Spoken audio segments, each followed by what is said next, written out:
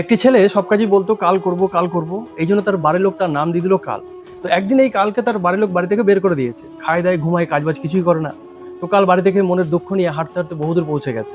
রাস্তার ধারে একটা গাছতলায় দুপুরবেলা সে বিশ্রাম নিতে বসেছে। হঠাৎ করে সে দেখলো যে একটা গাড়ি থেকে বিশাল বড় একটা গুড়ের চাকা তার সামনে পড়েছে। সে উঠে গিয়ে কোনো রকমে কষ্ট মষ্ট করে সেটাকে নিজের কাছে এনে রাখলো। এবার সে ভাবছে এটা তো আমার, এটা আমি কালকে বিক্রি করবো আর প্রচুর পয়সা ইনকাম করবো। আজকে আমি খুব ক্লান্ত, একটু গুড় আর জল খেয়ে বিশ্রাম নিই। একটু গুড় আর জল খেয়ে সে গাছতলায় শুয়ে শুয়ে ভাবছে কালকে এটাকে বিক্রি করে সে যা টাকা পাবে সেই টাকা দিয়ে কি কি করবে। এই করতে করতে সে ঘুমিয়ে পড়েছে। পরের দিন সকালে তার পিঁপড়ের কামড় খেয়ে ঘুম ভাঙলো। সে ঘুম থেকে উঠে দেখে যে এক টুকরো গুড় আর সেখানে পড়ে নেই, সব সেই পিঁপড়েগুলো সারা রাতে খেয়ে ফেলেছে। এবার কাল তার নিজের মাথায় হাত দিয়ে বসে ভাবছে যে আমি কি ভুল করেছি। আমি যদি এটাকে গতকাল বিক্রি করে দিতাম তাহলে অনেকগুলো পয়সা পেয়ে যেতাম, তা দিয়ে আমি অনেক কিছু করতে পারতাম।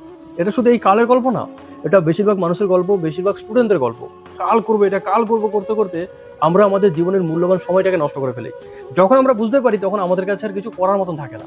তাই যেটা কাল করবেন সম্ভব হলে সেটা আজ করুন, যেটা আজ করবেন সম্ভব হলে সেটাকে এখন করুন। ভালো থাকবেন সবাই।